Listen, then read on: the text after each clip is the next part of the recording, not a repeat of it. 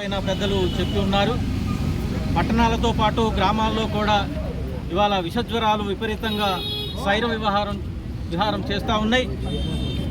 పెద్దలు నాగయ్య గారు చెప్పినట్టుగా ప్లేట్లైట్ల మిషన్లు లేని కారణంగా ప్రైవేటు హాస్పిటల్ని ఆశ్రయించవలసిన అవసరం వస్తుంది. అక్కడ లక్షల రూపాయలు డబ్బులు ఫీజులు వసూలు చేస్తున్నారు. ముఖ్యంగా మందులు అందుబాటులో ఉండటం లేదు, సిబ్బంది డాక్టర్లు అందుబాటులో ఉండటం లేదు.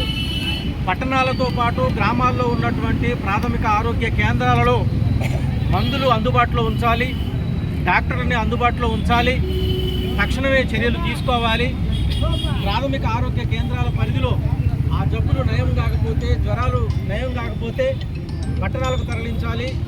అవసరమైతే హైదరాబాద్ లెవెల్కైనా సరే తీసుకొచ్చి రోగులని కాపాడేటటువంటి కోసం ప్రత్యేకమైన శ్రద్ధ ప్రభుత్వం తీసుకోవాల్సిన అవసరం ఉన్నది. అటువంటి శ్రద్ధ తీసుకునేటటువంటి స్థితి ఈనాడు ప్రభుత్వం దగ్గర కనపడట్లేదు. ఎటువంటి ప్రణాళిక లేదు, ఎటువంటి ముందస్తు చర్యలు లేవు.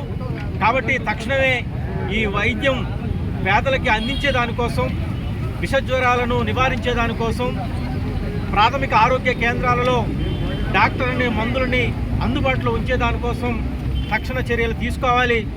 ఒక మాటలో చెప్పాలంటే హెల్త్ ఎమర్జెన్సీని ప్రకటించవలసిన అవసరం కూడా ఇప్పుడు కనబడతా ఉంది.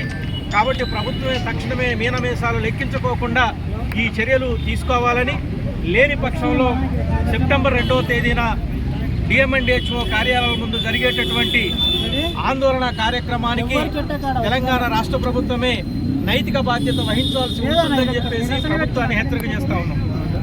మత్స్య గారికి అభినందనలు. ఇప్పుడు పద్మ గారు మహిళా